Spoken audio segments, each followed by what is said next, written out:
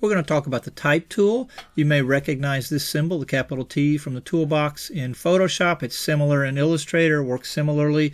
I'm going to go ahead and take this tool and draw a text box to start my logo with. It's going to automatically fill with some default text, some dummy text of a default size and a default font. As soon as you start typing in this, it will take the text and immediately show the text that you begin to type for your logo to start with. Okay, now I'm going to do a logo for Castanelli's Italian Seafood. It's a restaurant, and my primary, most distinctive term is the word Castanelli's. It's the most unique term. There's multiple seafood restaurants, multiple Italian restaurants. Castanelli is my primary custom or unique term in the logo. So I'm going to work with this. I don't like that size. It's way too small. And so I'm going to select from this drop-down list the largest size, which is 72 points. It's still not big enough. I'd like to have a little bit bigger font size to work with.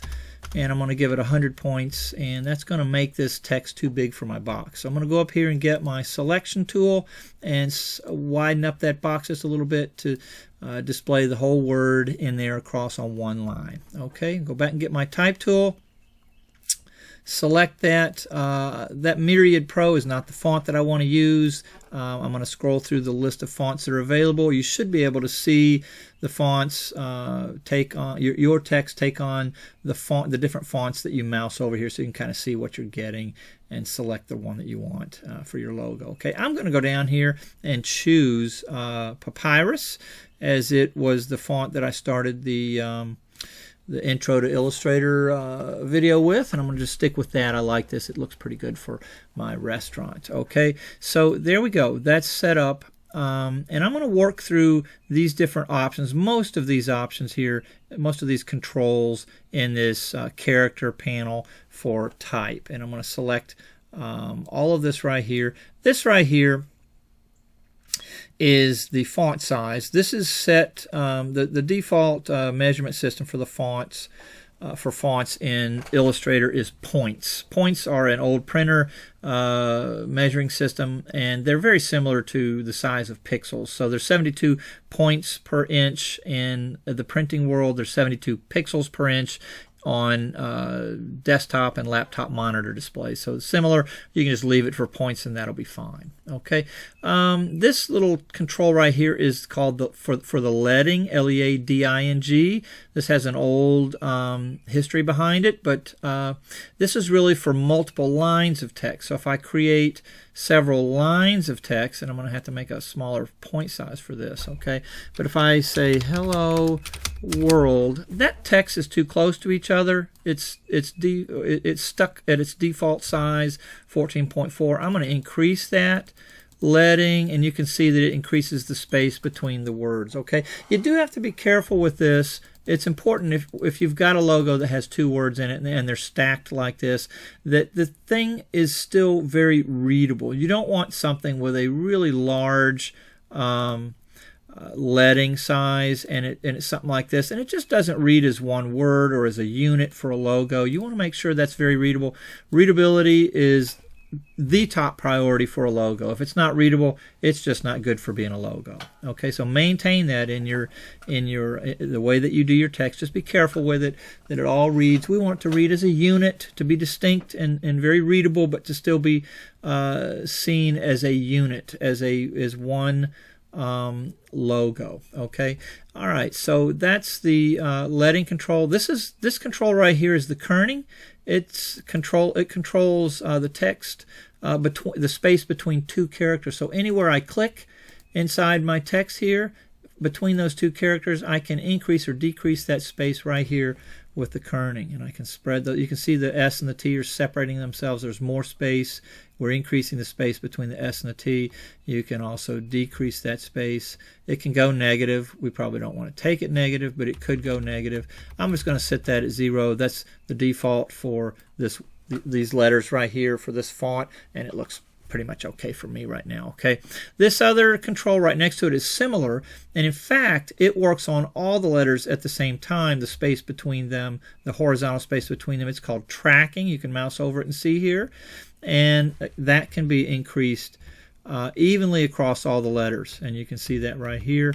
as the space increases, or it can be decreased. And I'm going to take this back down to 0. It can go negative, but I'm going to keep that just at 0 for now. Again, I think it looks okay for this. Okay. All right. This text right, this little control right here for the text is your vertical scaling tool, and I think this probably could use a little vertical scaling. It's not.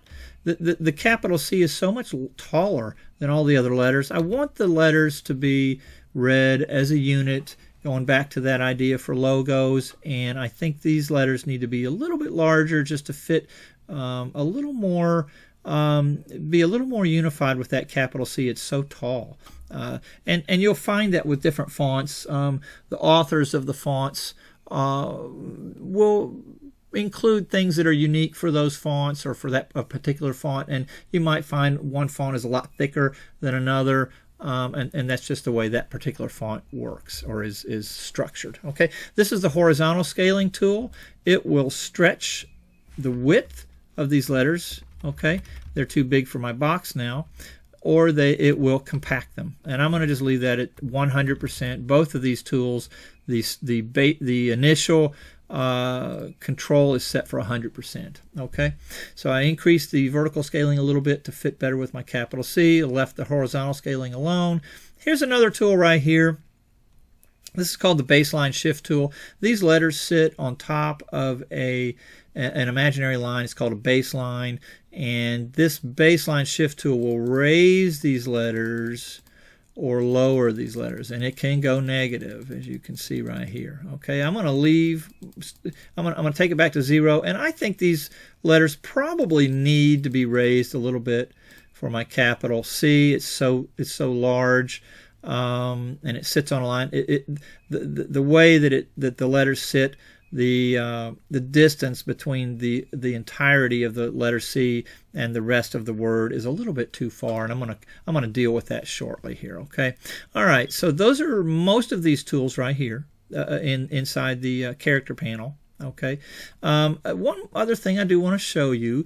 This word right here is aligned to the left. Okay, the paragraph tab of this text panel gives you some different alignments. The basic ones are left align, center align, and right align. And you can see those change as I click them. I'm going to go with the center align. I'd like to see that in the middle of that text box, at least for this word and for what we're doing right now. Okay, and that'll take care of that for what we're doing. I'm going to tighten up this text box just a little bit, and that's fine for right now. Actually, I am going to do one more thing. Now that I've changed, I'm going to go back to my character tab, and I've increased my baseline shift slightly here for the rest of my word, and I'm going to kern the C and the A just a little bit back in. I'm going to kern the rest of the word back into the C slightly, and you can watch this happen. Okay, I think it needs to be a little closer together. I don't think it needs to go way back in here, but I think the word is going to read a little better if I can get this to just a little tucked in there. Okay, and I believe that'll work for me. All right, now this text, in any text that you create, is a vector. It has anchor points. We can see those anchor points. We can't see them as long as they're in text form, but we could break those apart under the type tool. I'm not going to do that right now, but that can be broken apart, and you can see the individual anchor points that create the paths for each of the letters. Okay, now that would mean that there's a stroke. There potentially can be a stroke around these letters, and there is a fill color. So if I double click in here and get my type tool set up in this text box and select this font, I can change the fill color for my text right here, and it turns red. Okay, now I'm not going to do that because I want strictly black and white logos for this little project. Okay, okay, so I can also put a stroke around this text. I can give it some color. I'm going to give it a size, and you can see it's going to make the text look a little bolder as I increase that font. In fact, it gets so bold that it decreases the readability. In fact, it's very easy to do that. But I'm going to go ahead and set this up to about 3 or 4 points so that you can see the outline color of the stroke around the edge of the text. It's almost filled in so much that there is no room left for the fill color, but that's the stroke color, and that could be set up. Again, I don't want to use that. I just want to keep everything black and white strictly for the logos. Okay, now that's too thick. I think it's a little too heavy, so I'm going to just go in here. I'm not even going to do 1 point. I'm going to do 0.5 of a point, half a point thickness, and I believe that's pretty good. I think that without the stroke around it, the text looks a little bit light. It's supposed to be the main dominant word in my logo, and I'm going to make that slightly bolder because there is no bold version for this text. Some font families have a bold version, and you can select that. Some have a semi-bold, some have some other extra bold.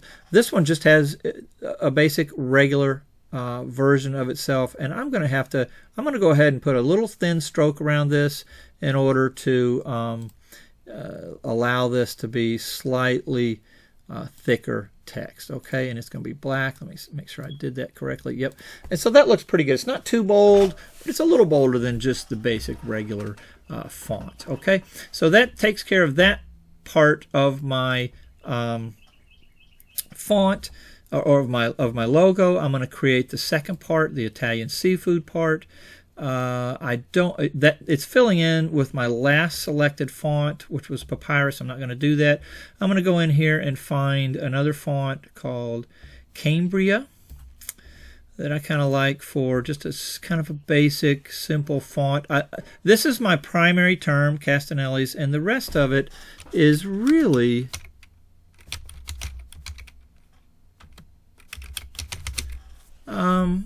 support. It's a support term, okay, for my logo. There's lots of Italian restaurants, like I said.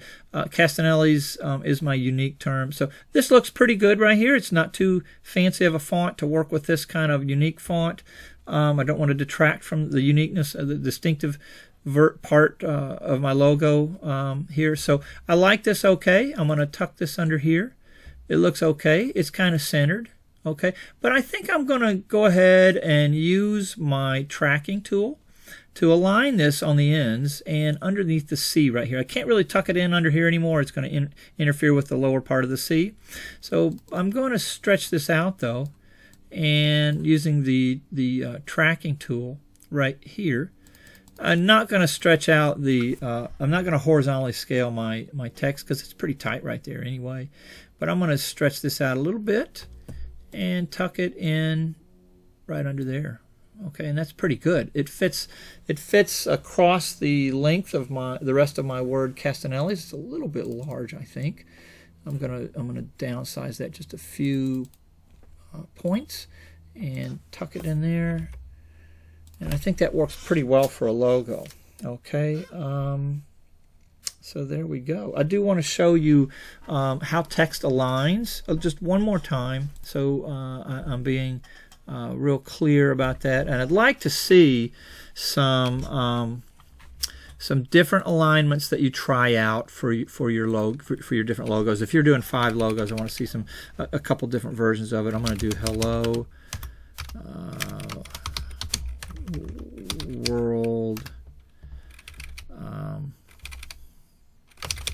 Great. Okay, so I've got three words here. They're centered right now. This font, this text is centered. Okay, I'm going to reduce the leading between these so they read a little easier together, and go back to my paragraph tab, and I just want to see you play around with some different alignments. Okay, this would work really well with perhaps a shape, some sort of triangle shape perhaps right here, if it fit with what your business was as a graphic for your business. Okay, all right, so that's type.